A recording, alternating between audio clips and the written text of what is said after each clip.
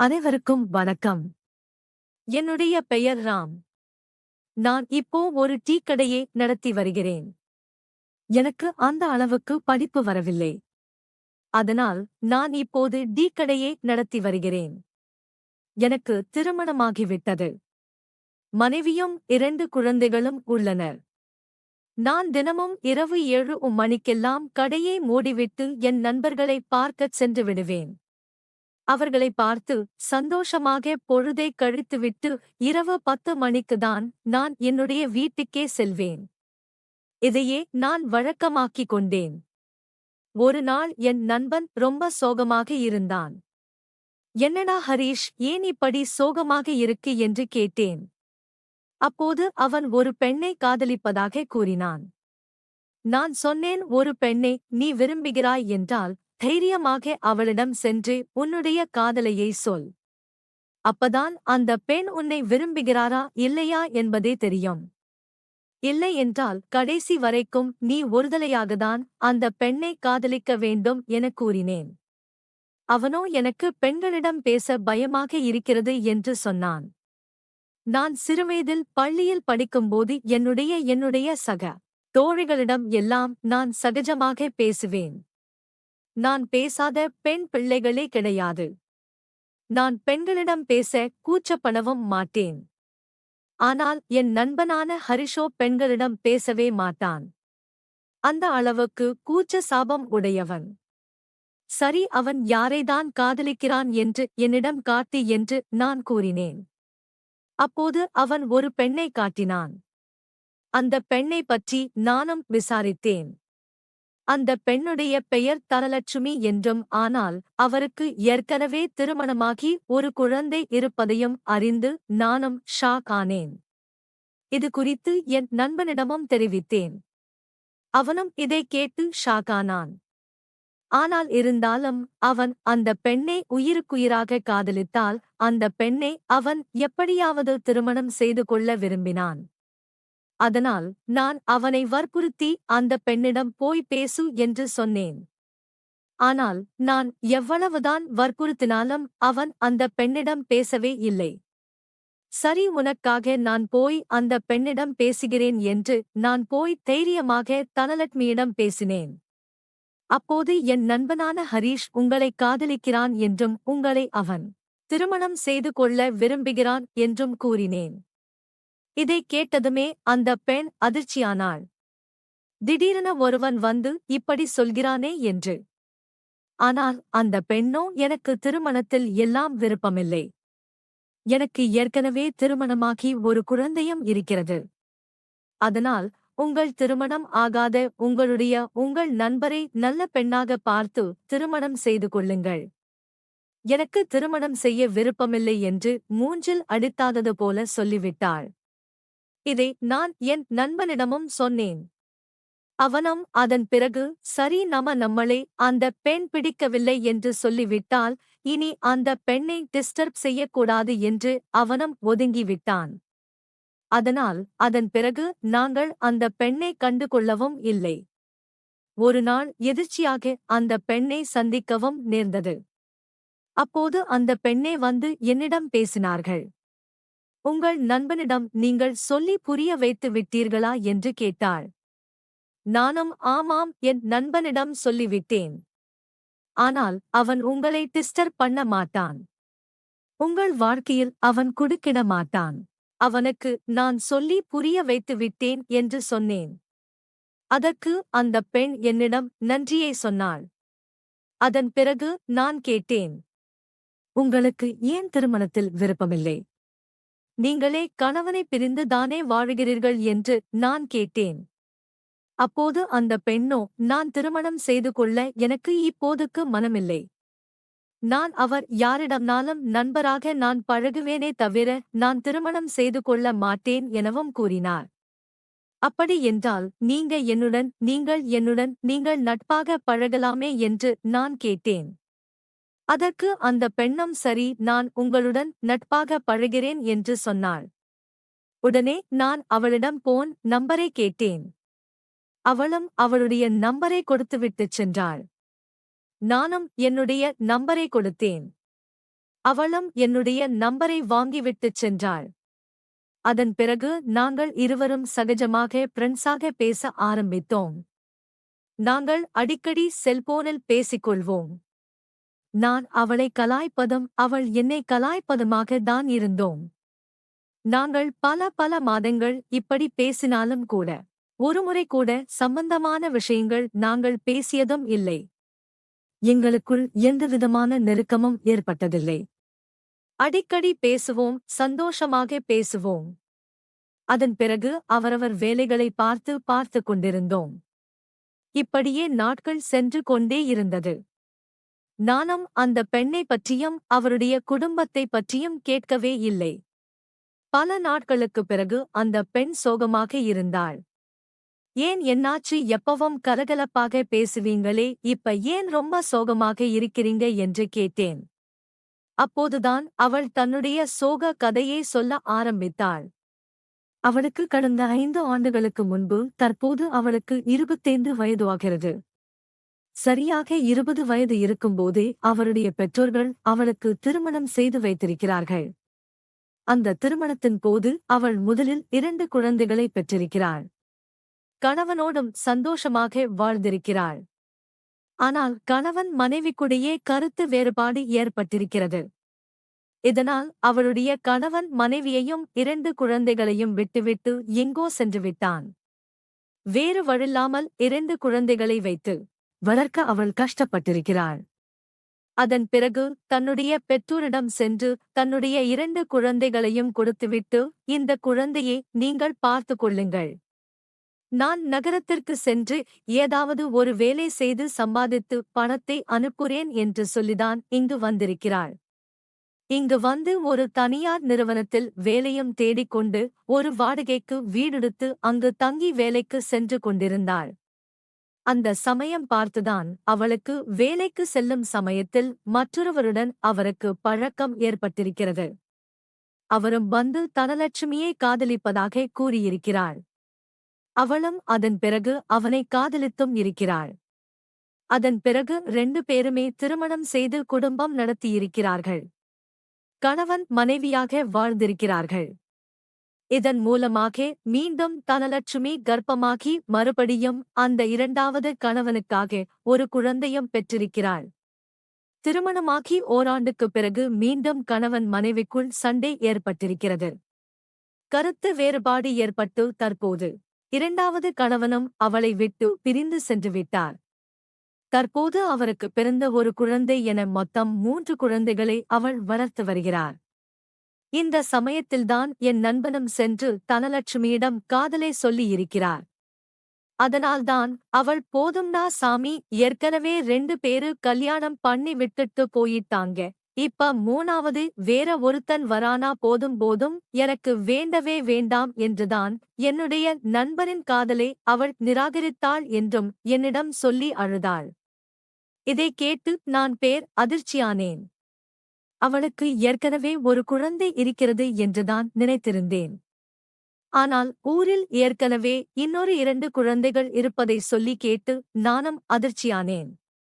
அதன் பிறகு நான் அவளுக்கு ஆறுதலாக பேச ஆரம்பித்தேன். அதன் பிறகு எங்களுக்குள் கொஞ்சம் கொஞ்சமாக நெருக்கம் அதிகமானது. அவள் என்னை அவளுடைய வீட்டுக்கெல்லாம் அழைத்தாள். நானும் அவனுடைய வீட்டுக்கெல்லாம் சென்று வந்தேன். இப்படியே நாட்கள் செல்ல செல்ல எங்களுக்குள் தகாத உறவு ஏற்பட்டது. அதன் பிறகு நான் வழக்கம் போல என்னுடைய கடையை இரவு 7 மணிக்கு பூட்டிவிட்டு என் நண்பர்களை பார்க்கச் செல்வேன். ஆனால் தற்போது என் நண்பர்களை பார்க்கச் செல்லாமல் நான் தனலட்சுமியின் வீட்டுக்கு செல்ல ஆரம்பித்தேன். அவளும் வேலைக்கு சென்று இரவு 6 மணிக்கு வீட்டுக்கு வந்துவிடுவாள். அதன் பிறகு நானும் கடையை மூடிவிட்டு அவளுடைய வீட்டுக்கு செல்வேன். அதன் பிறகு நான் அவளோடு உல்லாசமாக இருக்க ஆரம்பித்தேன். அவளோடு உல்லாசமாக இருந்துவிட்டு வழக்கம் போல இரவு 10 மணிக்கு என்னுடைய வீட்டுக்கு சென்று விடுவேன். இதனால் என்னுடைய மனைவிக்கும் எந்தவிதமான சந்தேகமும் வராது. சந்தேகமும் வரவில்லை. ஏனால் நான் எப்போதும் இப்படித்தான் வீட்டுக்கு செல்வது வழக்கம். அதனால் என்னுடைய மனைவிக்கும் என் மீது சந்தேகம் வரவில்லை. இப்படியே என்னுடைய கள்ளக்காதல் தொடர்ந்தது. நானும் அடிக்கடி அவருடைய வீட்டுக்கு செல்வது உல்லாசமாக இருப்பது என என்னுடைய கள்ளக்காதலை தொடர்ந்து கொண்டிருந்தேன். நான் என்னதான் தனலட்சுமியோடு தகாத உறவு இருந்தாலும் கூட, ஒரு நாளும் கூட அவளுடைய வீட்டில் இரவு தங்கியது இல்லை. இரவு சரியாக 9:30 மணிக்கு 9:30 மணிக்கு எல்லாம் என்னுடைய வீட்டுக்கு நான் கிளம்பி வந்துவிடுவேன். என்னுடைய வீட்டுக்கு சரியாக 10 மணிக்கு எல்லாம் இருப்பேன். அதனால் எந்தவிதமான பிரச்சனையும் இல்லாமல் போனது. ஒரு நாள் என்னுடைய 2 பிள்ளைகளுக்கும் பள்ளி விடுமுறை விட்டது.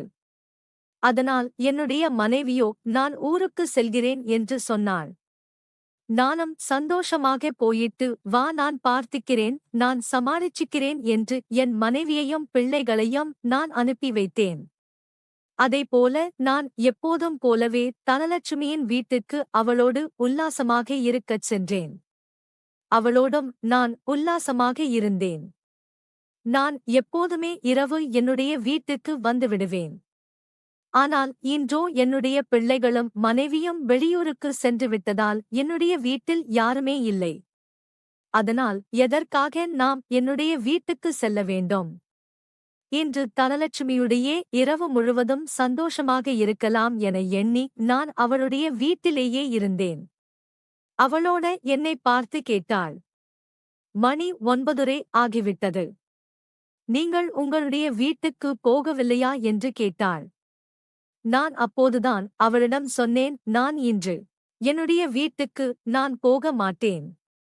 இன்று இருவதும் நான் உன்னுடன் சந்தோஷமாக இருக்கப் போகிறேன். இங்கேதான் இருக்கப் போகிறேன் என்று சொன்னேன். இதை கேட்டு அவள் அதிர்ச்சியானாள். ஏன், என்ன என்று என்னிடம் கேட்டாள். நான் ஏன் இப்படி அதிர்ச்சியாகுற? உனக்கு சந்தோஷம் தானே? நான் உன் கூட இருக்கிறது உனக்கு சந்தோஷம் தானே? ஏன் இப்படி அதிர்ச்சியாகன்னு கேட்டேன். இல்ல ஒன்னும் இல்லை என்று சொன்னாள். ஏன் நீங்க போகல என்றும் கேட்டாள். அப்போது நான் சொன்னேன், என்னுடைய பிள்ளைகளும் மனைவியும் ஊருக்கு போயிட்டாங்க. அதனால வீட்ல யாருமே இல்லை. நான் ஏன் இன்னைக்கு அங்க போகணும்? அதான் இன்னைக்கு நான் உங்க கூடயே நைட் ஃபுல்லா ஜாலியா இருக்கலாம்னு முடிவு பண்ணிட்டேன் என்று சொன்னேன். இதனால் அவருடைய முகத்தில் பேரதிர்ச்சி இருந்தது. அப்போது நானும் அவளும் பேசிக்கொண்டிருக்கையில் சரியாக ஒரு 10 மணி இருக்கும். கதவை தட்டக்கூடிய சத்தம் கேட்டது. இந்த நேரத்தில் யார் வந்து கதவை தட்டுகிறார்கள் என்று தெரியவில்லையே என்று நானும் சென்று கதவை திறந்தேன். அப்போது வெளியே ஒரு ஆண் இருந்தான். அவன் என்னை பார்த்து அதிர்ச்சியானான். நீ யார் என என்னை பார்த்து அவன் கேட்டான். நானும் பதிலுக்கு அவனை பார்த்து கேட்டேன். நீ யார் எனக் கேட்டேன். உடனே அவன் என்னை தள்ளிவிட்டு வீட்டுக்குள் வந்தான். தனலட்சுமியை பார்த்து இவன் யார் என்று தனலட்சுமியை பார்த்து கேட்டார். தனலட்சுமியோ என்னை கைகாட்டி என்னுடைய நண்பர் என்று சொன்னார். நண்பரா, இவர் யார் என்று நான் அவனை பார்த்து கேட்க தனலட்சுமியும் இவரும் என்னுடைய நண்பர் என்று சொன்னார். அப்படி என்றால் இவனுடைய ஓடிப்போன இவன் கணவன் இல்லையா? இவளுக்கு இன்னொரு ஆண் நண்பர் வர இருக்கிறானா? என்னைப் போல இன்னொருடம் அவள் பழகி இருக்கிறாளா என்ற உண்மை எனக்கு அப்போதுதான் தெரிந்தது. அதாவது தனலட்சுமி இரவு 9:30 10 மணி வரைக்கும் என்னுடன் தனிமையில் இருப்பதும், நான் வீட்டுக்கு சென்றதும் அவருடைய மற்றொரு ஆண் நண்பனை வீட்டுக்கு அழைத்து அவனுடன் தனிமையில் இருப்பதையும் வழக்கமாக கொண்டிருக்கிறார். இப்படி கணவனை பிரிந்த தனலட்சுமி 2 ஆண்களோடு இரகசியமாக தகாதரவை மெயின்டன் பண்ணி வந்திருக்கிறார். எனக்கு இன்னொரு கள்ளக்காதன் இருப்பதை தெரியாதது போல அவனுக்கும் நான் ஒரு கள்ளக்காதன் இருப்பது தெரியவில்லை. இதனால் நாங்கள் இருவரும் அதிர்ச்சியானோம். ஆனால் தனலட்சுமி இப்படி ஒரு துரோகத்தை செய்துவிட்டாலே எனக்குள் கோபம் இருந்தது. ஆனால் அதை வெளிக்காட்டவில்லை.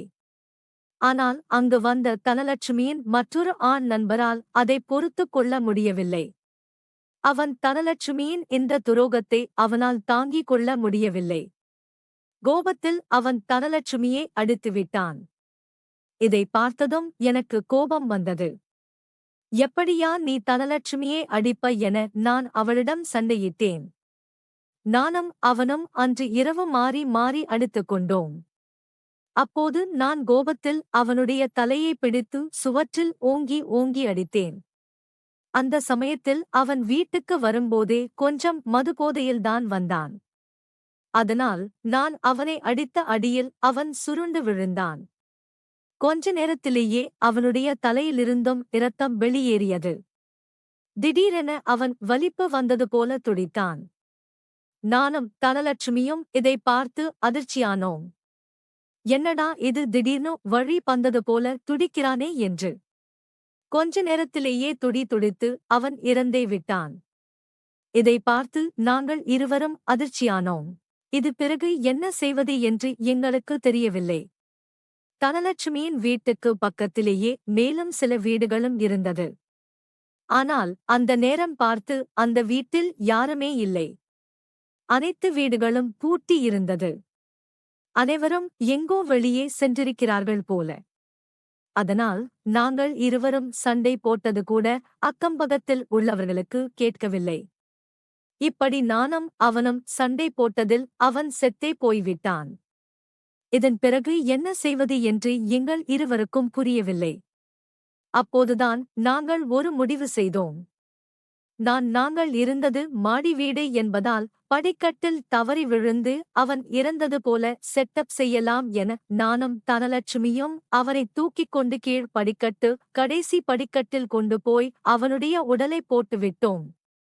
யாராவது பார்த்தால் படியிலிருந்து தவறி விழுந்து இழுந்து விட்டான் என நம்பட்டும் என நாங்கள் அப்படி ஒரு செட்டப் செய்தோம். இருவர் முழுவதும் அதன் பிறகு நான் வீட்டுக்கு வந்து நானும் தனலட்சுமியும் அடுத்து என்ன செய்யலாம் என யோசித்துக் கொண்டே இருந்தோம். எங்களுக்கு ஒன்றுமே ஓடவில்லை. எப்படி இந்த கொலையை மறைப்பது என்று எங்களுக்கு ஒண்ணுமே தெரியவில்லை. ஆத்திரத்தில் நான் இப்படி ஒரு தவறை செய்துவிட்டேன். அதன் பிறகு விடிந்ததும் என்ன செய்வது என்று தெரியாமல் எங்காவது ஓடிவிடலாம் என நானும் தனலட்சுமியை அழைத்துக் கொண்டு பேருந்து நிலையத்திற்கு வந்துவிட்டேன். விடிந்ததும் அங்கு ஒரு ஆள் இறந்து கிடப்பதை பார்த்து உடனடியாக அந்த பகுதியைச் சேர்ந்த மக்கள் போலீசாருக்கு தகவல் கொடுக்க போலீசாரும் விரைந்து வந்து அந்த பாடியை கைப்பற்றி பிரேத போசனைக்கு அனுப்பிவிட்டு விசாரணையை மேற்கொண்டனர். அதன் பிறகு அந்த பகுதியில் இருந்த வீடுகளை எல்லாம் விசாரிக்கும்போது இந்த நபர் அடிக்கடி தனலட்சுமியுடைய வீட்டுக்குதான் வந்து சென்றார் என்ற உண்மையை போலீசார் அறிந்தனர். அதன் பிறகு நேராக வந்து தனலட்சுமியின் வீட்டுக்கு வர அங்கு வீடு பூட்டப்பட்டிருந்தது. உடனே போலீசார் பூட்டை உடைத்து தனலட்சுமியின் வீட்டுக்குள் சென்று பார்த்தனர். அங்கு இருந்த கோலத்தை பார்த்து இரவு ஏதோ ஒன்னு நடந்திருக்கிறது. யாரோ சண்டை போட்டது போல பொருட்கள் எல்லாம் சிதறி கிடைக்கிறது என்று போலீசாருக்கு சந்தேகம் வந்தது. உடனடியாக தடயவியல் நிபுணர்களை எல்லாம் வரவழைக்கப்பட்டு அங்கிருந்த ஆதாரங்களையும் தடயங்களையும் போலீசார் சேகரித்தனர். அதன் பிறகு சர் தனலட்சுமியின் செல்போன் நம்பரை அக்கம் பக்கத்தில் உள்ளவர்களிடம் வாங்கிக் கொண்டு இந்த நம்பர் இப்போது எங்கே இருக்கிறது என ட்ரை செய்தனர். அப்போது நானும் தனலட்சுமியும் வெளியூருக்கு ஓடிவிடுவதற்காக பேர் நிலையத்தில் காத்திருந்தோம். தனலட்சுமி நம்பரை வைத்து போலீசார் உடனடியாக பேரு நிலையத்திற்கு வந்து எங்கள் இருவரையும் கைது பண்ணி போலீஸ் ஸ்டேஷனுக்கு அழைத்து சென்றனர். போலீஸ் ஸ்டேஷனுக்கு செல்லும் வழியில்தான் நான் பல விஷயங்களை யோசித்துக் கொண்டே சென்றேன். அதாவது என்னுடைய நண்பன் அவளை காதலித்தான். தனலட்சுமியை காதலித்தான். அவளிடம் தன்னுடைய காதலையும் சொன்னான். திருமணம் செய்து கொள்ளவும் விரும்பினாள். ஆனால் அதை தனலட்சுமி ஏற்கவில்லை, காதலை நிராகரித்து விட்டாள். அதற்கு காரணம் அவள் பல ஆண்களோடு தொடர்பு வைத்துக் கொள்ளதான் விரும்பினாள். யாரையுமே திருமணம் செய்து கொள்ள விரும்பவில்லை. அதனால்தான் நான் அவளை திருமணம் செய்து கொள்ள விரும்பவில்லை என்பதால் என்னுடன் அவள் தொடர்பை ஏற்படுத்திக் கொண்டாள்.